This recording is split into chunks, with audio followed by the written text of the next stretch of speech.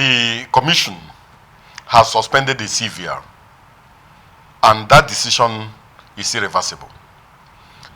This is because the Commission consciously planned for the CVR. The online pre-registration for new voters was flagged off on the 28th day of June 2021, while the physical registration started in July 2021. We planned the CVR to last for a period of 1 year. In other words, we planned it to terminate on the 30th day of June 2022, thereby giving the country and Nigerians a period of 1 year to register. Unfortunately, during this 1 year, we deployed IVED machines to our state offices. We deployed IVED machines to the 774 local government areas of Nigeria. And we also deployed to the registration areas on a rotational basis. And as you know, we have a total of 8,809 registration areas, and we rotated the CVR in all these areas.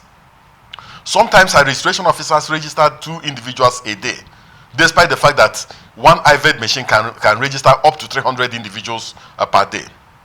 It was only in the last 2 weeks of the terminal period of the registration exercise that people trooped to the various registration centers, and we now had this surge.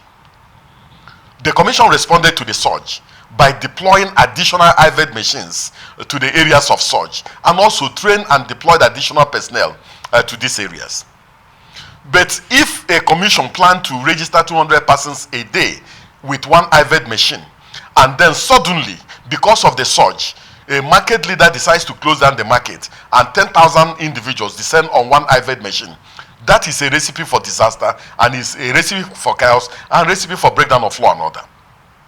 It was also in the last 2 weeks of the terminal period of the voters registration exercise that some state governments decided to close, to give holiday to workers for a period of 1 week. Some gave 2 days, some gave 3 days, and so on. That does not make for proper planning, and the Commission decided, out of an abundance of magnanimity and also in realization of the fact that the surge is an affirmation of the confidence of the people in the electoral process, we extended the period from 1st of July to 31st of July. The moment the extension was announced, people receded and then came back a week to the terminal period. But the truth of the matter is that the registration must come to an end.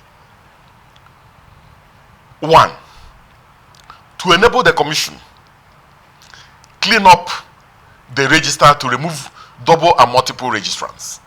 If you recall, when this Commission published the data of completed registrations for the first and second quarter of the registration period, and the first quarter started on the 28th day of June 2021, and the second quarter continued up to the 14th day of January 2022. When we published the data for this period, 46% of the completed registrants were double or multiple registrants, and we had to remove them.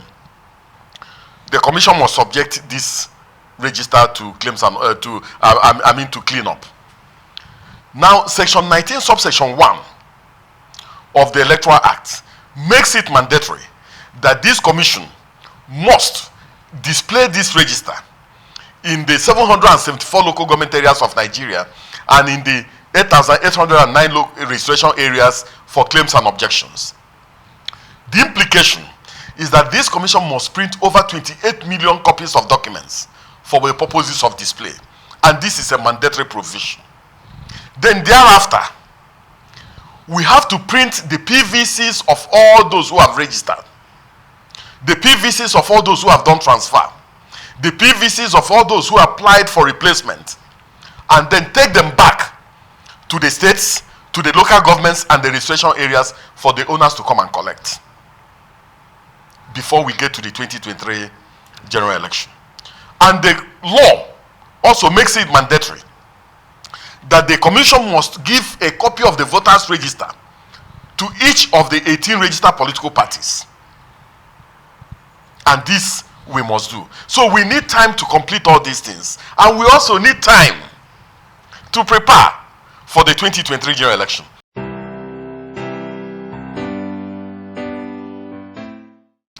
We projected that during this CVR that around 20 million Nigerians may register afresh in terms of registrations, in terms of transfers, and also in terms of damaged PVCs and defaced PVCs and lost PVCs.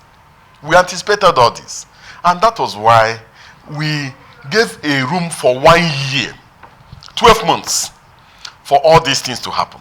Not only that, the East Commission created an online platform through which Nigerians who have smartphones, through which Nigerians who have the computer can do their pre-registration and just walk into a state or local government office and capture their biometrics, which will not take up to 5 minutes. And for those who do not have smartphones, who do not have computers, who are not internet savvy, we also created a room for them to register physically over a period of 1 year. I believe that a commission that trains staff, deploys deployed equipment for a period of 1 year to register Nigerians has done what is needful. I want to let you know that during the first and second quarter registration, when we looked at our database at our back end, we found out that over 1.8 million of those who went online and did pre-registration were Nigerians in diaspora. But if you look at section 10 of the section 10 subsection 2 of the Electoral Act, it says each applicant for registration under the continuous registration system shall appear in person at the registration venue with any of the following documents, and it lists those documents: birth certificate, national passport, identity card or driver's license, or any other document that will prove the identity, age and nationality of the applicant. So despite the fact that you have carried out your pre-registration, you must still appear for us to capture your fingerprints and also capture your facials. So 1.8 million of those people were Nigerians in diaspora during our first and second quarter. When we finish running the abyss on this figure, we'll be in a position to know the number of Nigerians in diaspora who started their pre-registration and could not complete. There were also Nigerians who started their pre-registration and abandoned it and went and registered physically.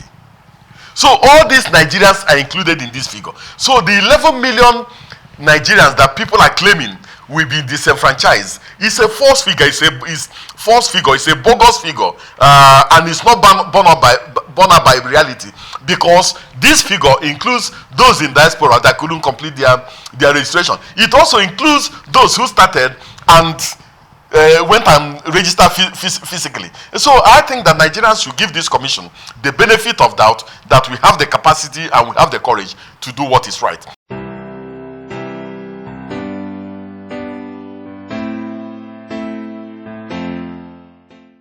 I will not here claim that our registration officers are sent.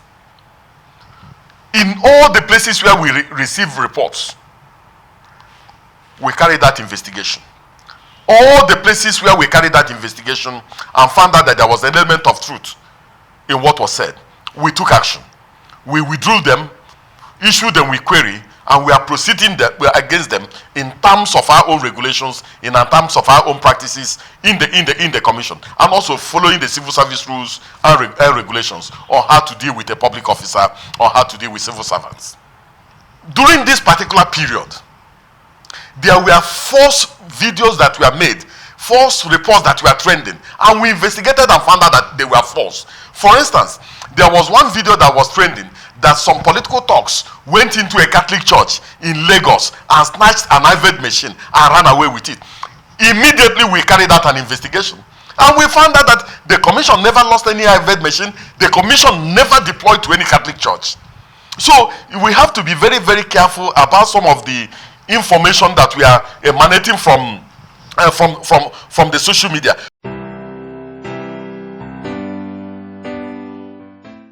The BVAS does basically three things.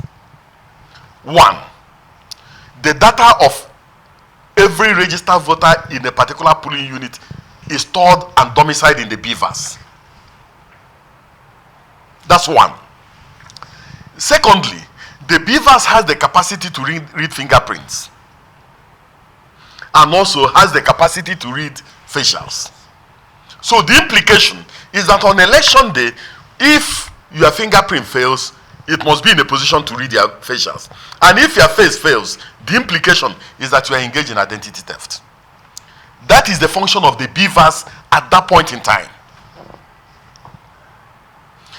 After election, the same BVAS turns into IREV. What do we do in terms of IREV? We do not transmit data. What we transmit is what we call Form EC8A. Form EC8A. The polling unit result form is what is transmitted, assigned by the presiding officer, assigned by the party agents, is what is transmitted from the IREV into our resolving portal. But the law, as of today, is to the effect that the transfer of results still remains manual. That the moment elections are over in a polling unit and the presiding officer has signed and stamped and the polling agents have also countersigned and copies have been given to the polling agents and to the police officers and other security agencies available, the presiding officer must still carry that from EC8A, that polling unit result, together with the ballot papers, together with the BVAS, and every other thing that has been used at the level of the polling unit, to the first level of collation, which is the RA Collation Center or the Work Collation Center. It is that raw material, that from EC8A that has been transferred manually, that the collation officer uses for the purposes of collation of results into Form EC8B. However,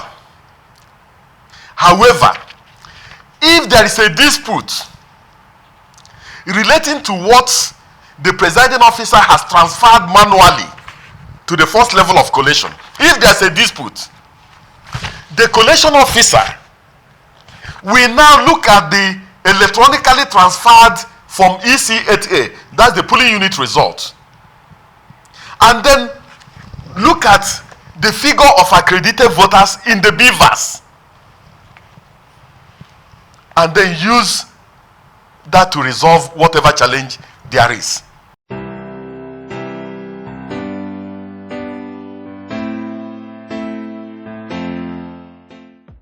For the 2023 general election, we are going to deploy over 1 million ad hoc staff, made up of youth corps members and students in federal tertiary institutions.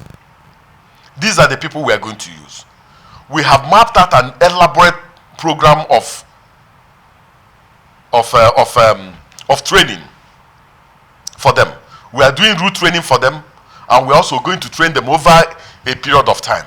You can see that during the Ekiti and Osun governorship elections, we gave them additional training, and that was why some of them mastered the BVAS, and we had less challenges with the BVAS in Osun State. So for the 2023 general election, we are also going to increase the tempo and the robust nature of that particular training, and we are confident that they are going to perform well during the 2023 general election. We have sufficient funds to execute all the activities we have lined up. And we have been assured that for each phase, in terms of our own projections, that we are going to have sufficient funds to carry out our activities. So we don't have any challenge in relation to that. This commission plans well. We have audited all our state and local government offices in terms of shortfalls in relation to non-sensitive election materials, ballot paper, ballot boxes, voting cubicles, and the rest of them. We have also started procurement to make sure that we have the requisite number of beavers for the purposes of the election. We have also started procurement in terms of printing of ballot papers and result sheets. So these things are being planned. We're also planning for the commencement of campaigns and all the other activities line up in the electoral calendar. We are confident that with the way we are going, with the level of planning we have put in, that we are going to give Nigerians a very good election. And we have also impressed it on the security agencies that the time is ripe for them to degrade the security threats across the country to enable us deploy well. The Nigerian people deserve to have a secure environment for them to exercise their democratic franchise. Our ad hoc staff need a secure environment for them to perform well. We also need a secure environment to deploy well. We are confident that we have the courage, that we have the presence of mind, and that we have the backing of the Nigerian people to conduct a good election. And a good election we are desired and determined to conduct.